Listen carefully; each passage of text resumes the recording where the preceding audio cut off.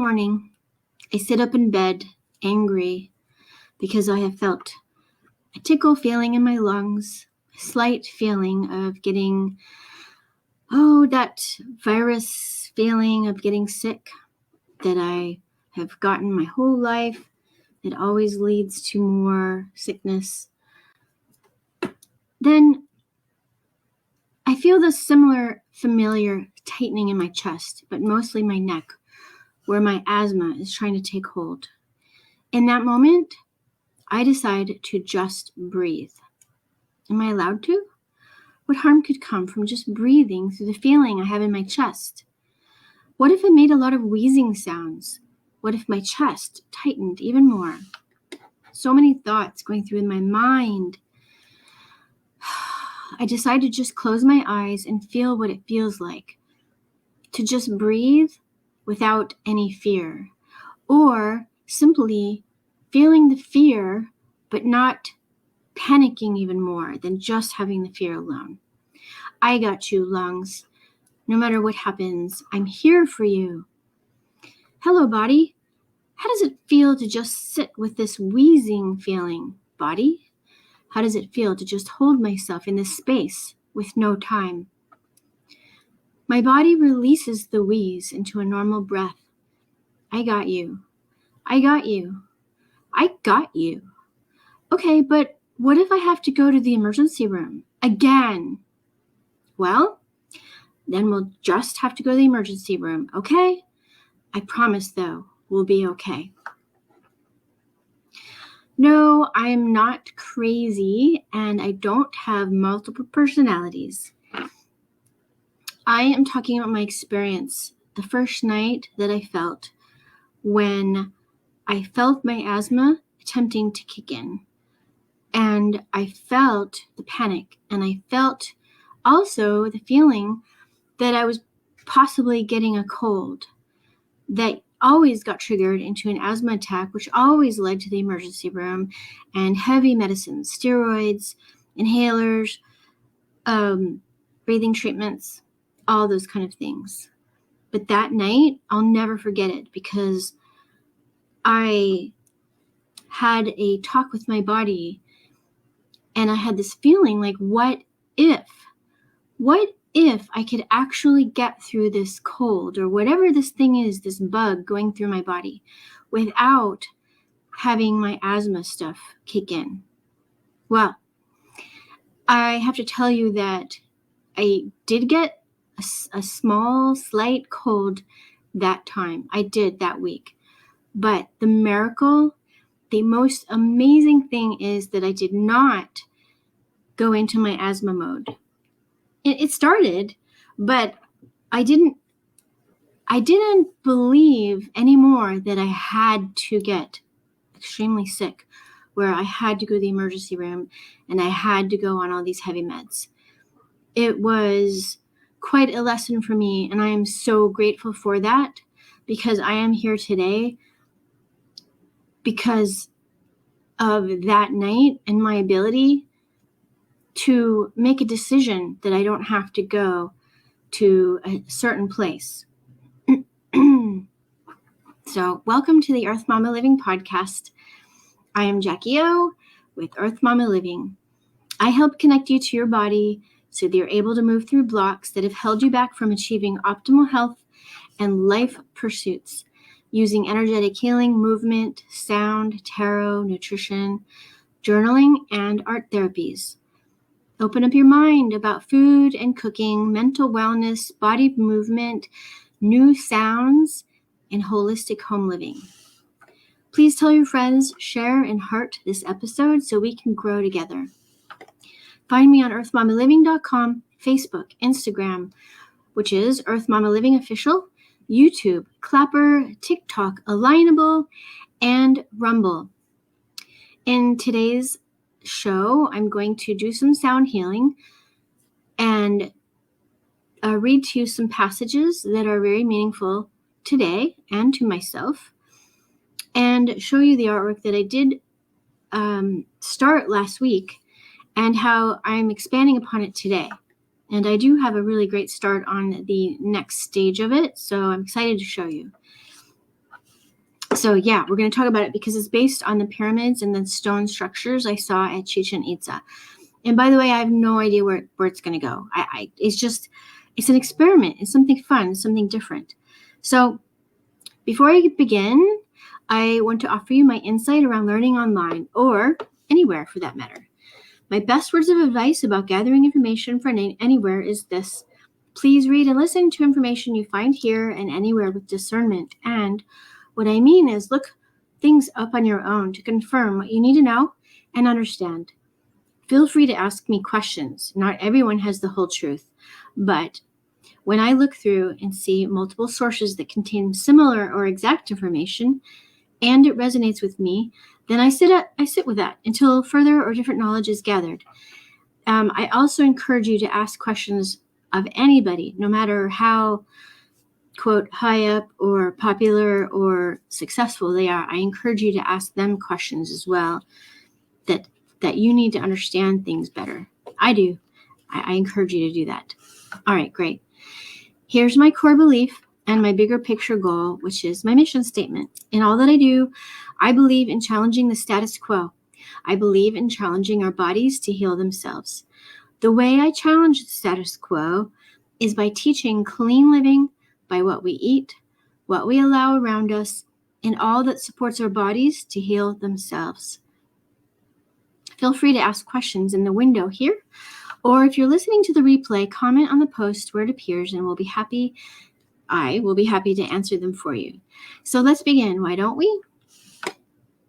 So I'm excited, first of all, to do a quick grounding space for you. Let's get into the sacred heart and soul space by doing a couple of things: sound healing and quick excerpts from a couple of published books that I adore. They're great. They're amazing. So, and by the way, at some point here, I will start reading to you some of my short stories that I wrote from, I think it's been a year and a half now. It was during the NaNoWriMo month-long writing, which is the National Novel Writing Month, NaNoWriMo. I encourage you guys to join that if ever you want to be pushed and encouraged to write a lot. It really brings out amazing things within you. So, first thing is, I'll just encourage us to take 3 long, deep breaths in and then out again. So here we go.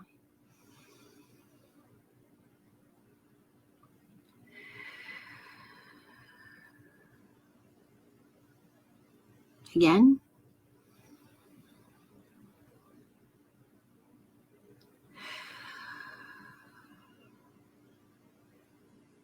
And one last one.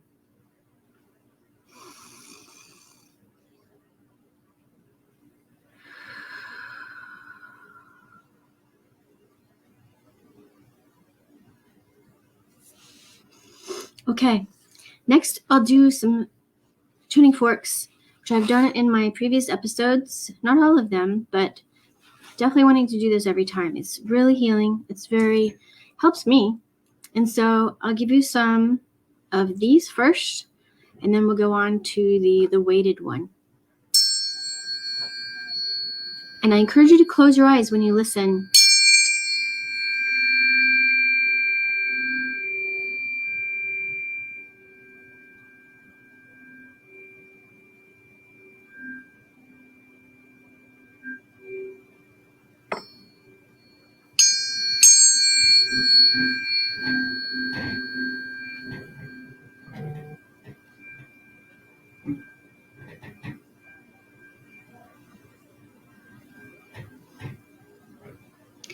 And don't be surprised if my one cat, Snow, joins us. She loves to be part of it.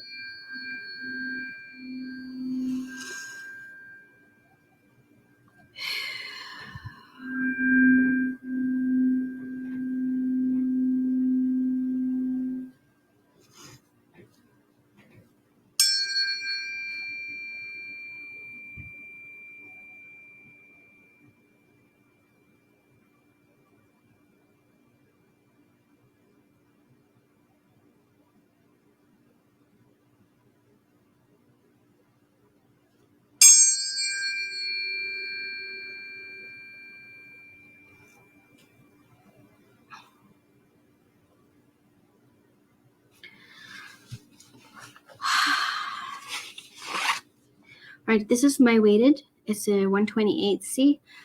And these actually all are from Biosonics, one of my master polarity and sound teachers, Dr. John Beaulieu. And he is a part of that organization. And these are awesome. Highly recommend them. This is the starter kit. Just all you need. So I have this to help resonate the weighted one. They have weights up here. In case you're not familiar, here we go. This one you can actually put the other side, on your body.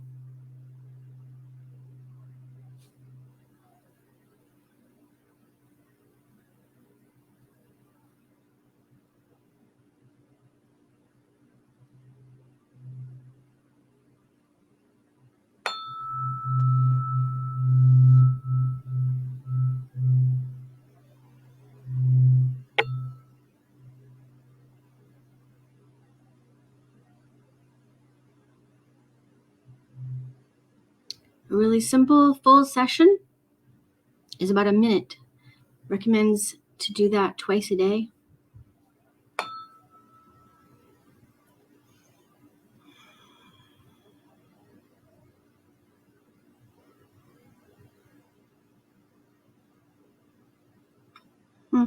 So that's a really quick session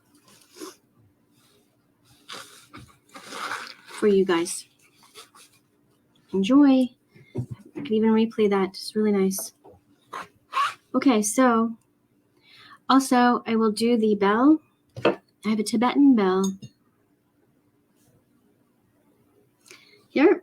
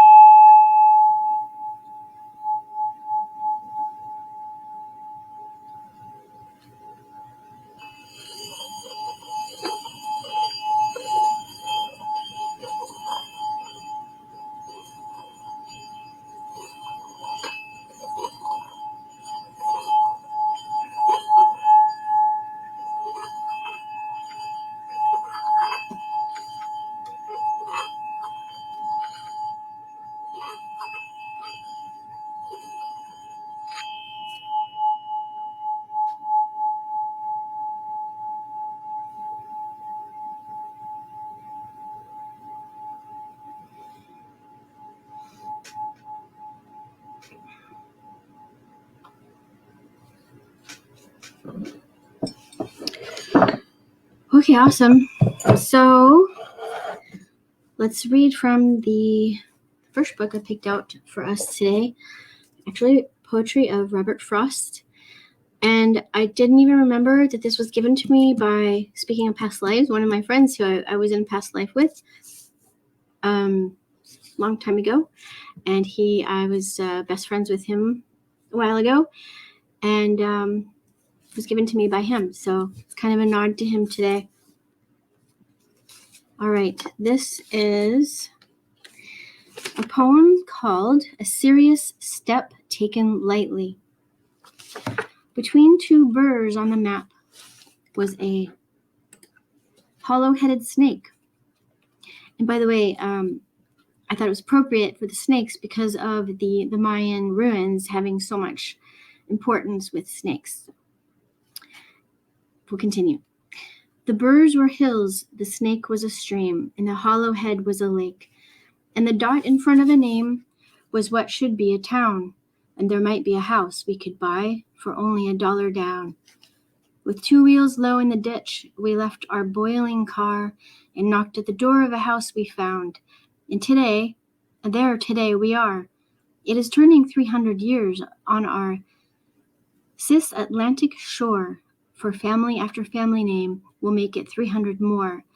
For our family farming here, aloof yet not aloof, enriching soil and increasing stock, repairing fence and roof, 100,000 days of front-page paper events, a half-dozen major wars, and 45 presidents. So, next I have, actually it's a book by my friend Aage Nost, Spiritual Science. I picked a section from here, chapter 38, and if you have the book, it is page 187, and you can buy it through him. All right, and let's go. How memory works is a hard thing to understand. To have a little more rounded understanding of memory, you may consider this. There are several types of memory. We have short-term memory, long-term memory, eidetic memory. I might be saying that wrong. Eidetic memory is when you can bring up the piece of a memory you're looking for and visually see it in front of you.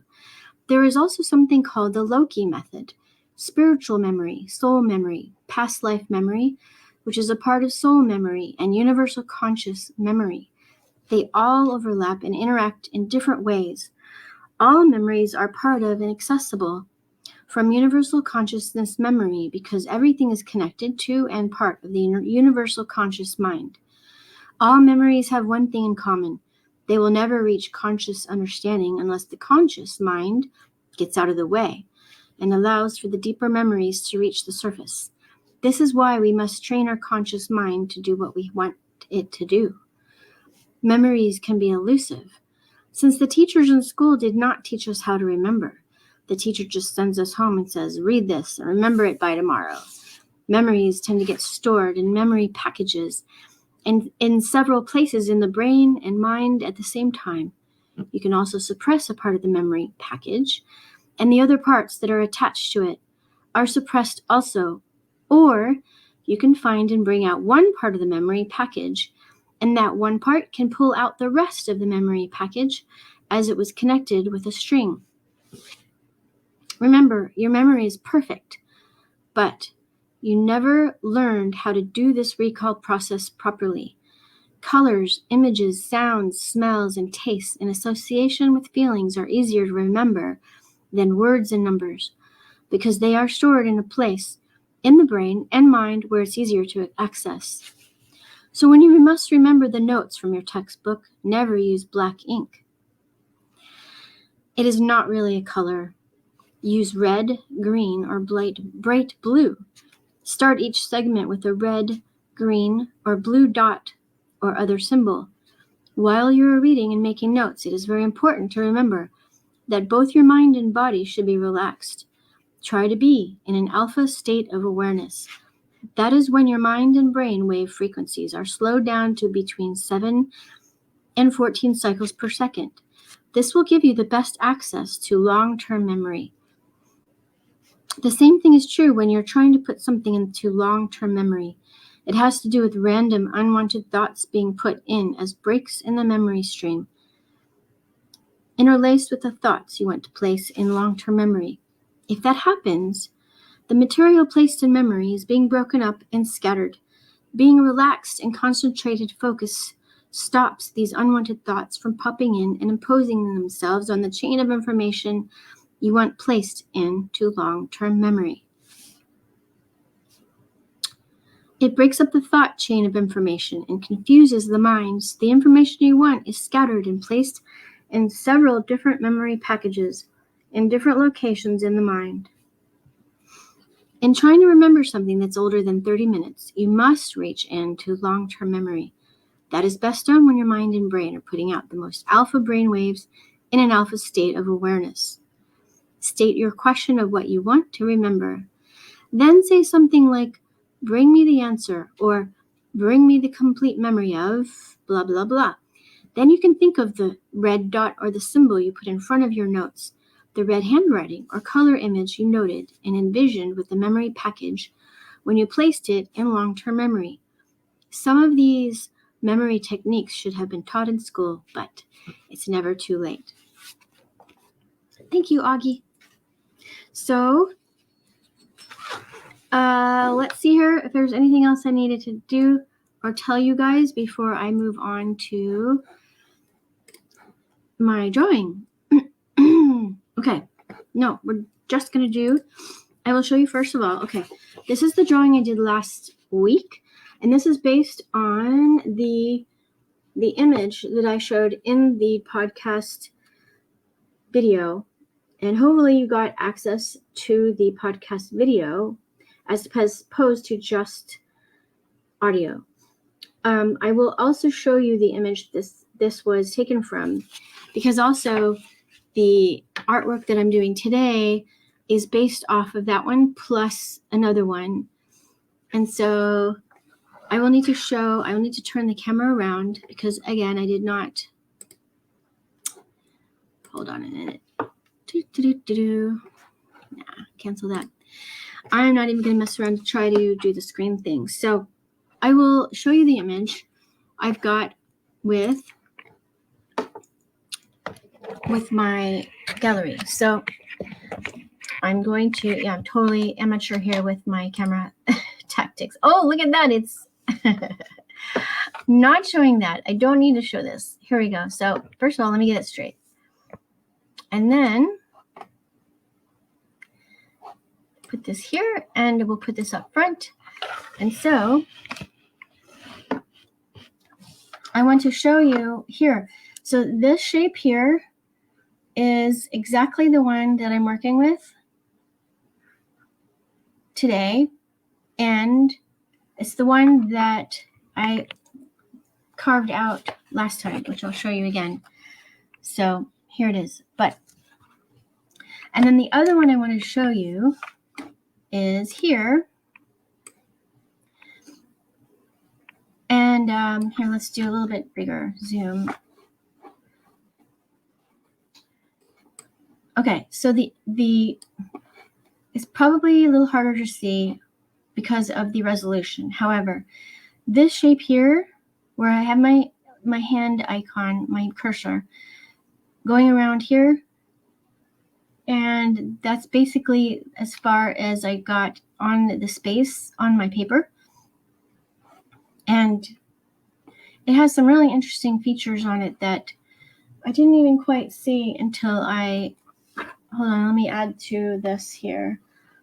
So I will show you my result so far. And then I can, yeah, that's good. Okay, so let me get back to me. Hey there. And so I will now just point this at the paper where I'm drawing, because then now I can kind of show you how I start to do the outlines of the main drawing of the piece that I'm focusing on doing. Let's see how this looks. All right, so as you can see, I did already start the drawing before the video because I wanted to really flesh out the shapes and see if I can get this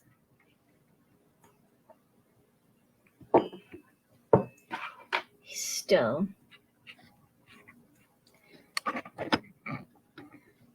And I'm going to begin. See, it actually goes a little bit further down, but I think that this way will give you an idea of how I fleshed it out without getting you all too dizzy from moving of the camera. Let's see here. So I probably will start with this. And so this left side piece, which is the reconstruction of that piece from last week, from the, and I wish I actually knew eventually maybe I'll find out the meanings of these shapes that the Mayans drew and carved into the stones. So here we're going to do, and then eventually here I do erasing of the lines of the pencil.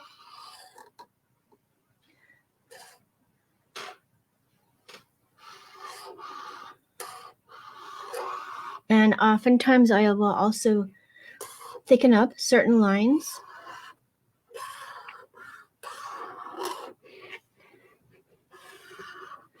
And what I've been liking to do lately is doing the time-lapse videos so that you guys can see it actually getting completed without having to wait a long time.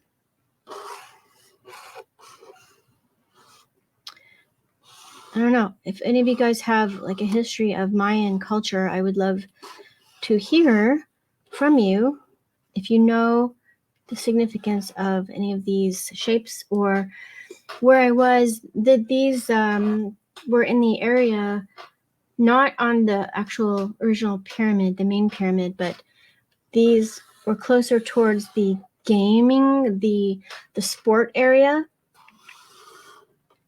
where there were these stone hoops, if that makes sense.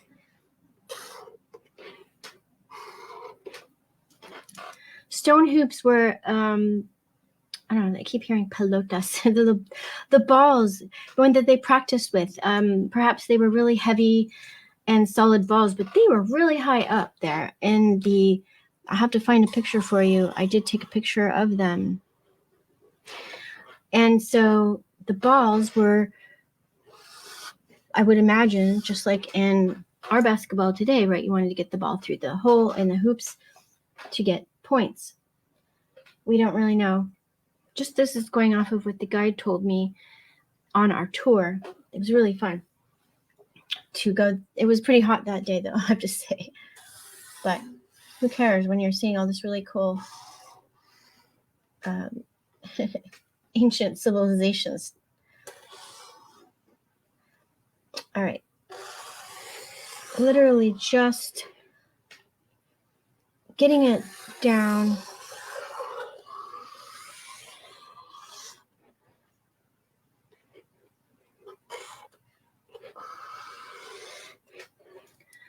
Okay.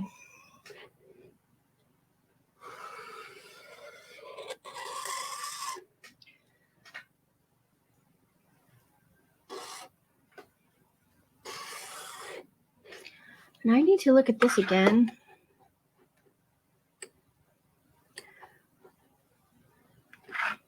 Interesting. There are a couple of these interesting bulbous shapes that appear around this figure. And there's even more. What I'll do is, once I flesh out the actual structure of this, I will be tapping into it energetically to see what this might bring for me. So this actually has a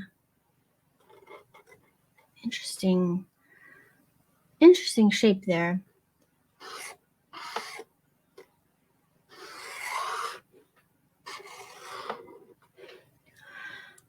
All right.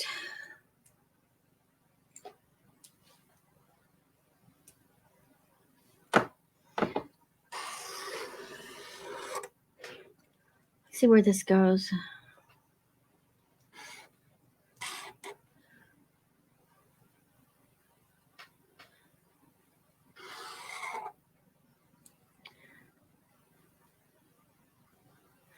And by the way, I'm also really not caring if this is exactly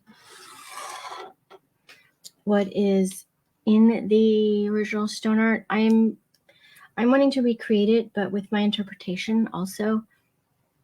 So yeah, that's a good outline, and I will definitely be doing some erasing of these edges that are in pencil so that I can then kind of have a feeling in myself what I else want to do with these. So yeah, and that's pretty much as far as I wanted to go with the podcast today. I wanted to give you an idea of the next steps of drawing the way I draw. and my evolution of how I create my artwork, because it is constantly evolving, and I'm actually pretty interested to see what comes of it. It's been really exciting and fun, and I also love the newness of it, where I'm not sure how it'll turn out, and that's totally okay, and that's good, especially as an artist, and also especially working and living in a world where expectations are created that, you know, have to be a certain way. And so when you have freedom, then your brain starts doing different things and starts to create and what if scenarios, and, you know, having your world naturally expand and grow because you're allowing your mind to just simply be, and allow spirit or the universe or cosmic intelligence, soul intelligence, all these things, whatever you decide to call it, to allow that to help guide you instead of trying to be in control of everything. It really helps me a lot. Again, I'm going to mention that I am doing a retreat. I'm putting together and crafting a mom and daughter retreat at the end of September, beginning of October in the Sedona area. I already have a personal chef selected. She's amazing. She used to work at one of my local favorite restaurants, and they closed. And so now she's available. She's doing her own thing. And I already put deposit down on the location. It is an 8-bedroom home with 5.5 baths. And it is stunning. I am really excited. Me and my daughter are actually going to go visit in a month or so that we can actually check out what's going on around there really close by, because we can spend the whole weekend there and also go to my favorite vortex, which is the Cathedral Rock, the feminine vortex in Sedona. And it would be just perfect and exciting to explore the possibilities of being in the vortex energy of Sedona. It is fantastic. It's one of my favorite cities in the whole world. I wouldn't say it's necessarily a city, town, whatever they call it. It is beautiful. So I invite you to save the date, October 28th through October 1st. I am super excited. For the right moms and daughters, it's going to be perfect. And it's going to be really exploratory of playing, enjoying ourselves, and learning things that perhaps we didn't know about each other. You know, how golden is that? All right. So look for more information about that soon. And I encourage each of you to look within of all the things we talked about today, and so that you can know and do absolutely anything you want without a doubt. By the way, also you can heal yourself in every moment of every day. And I've lived it to tell exactly. With this, you can overcome anything.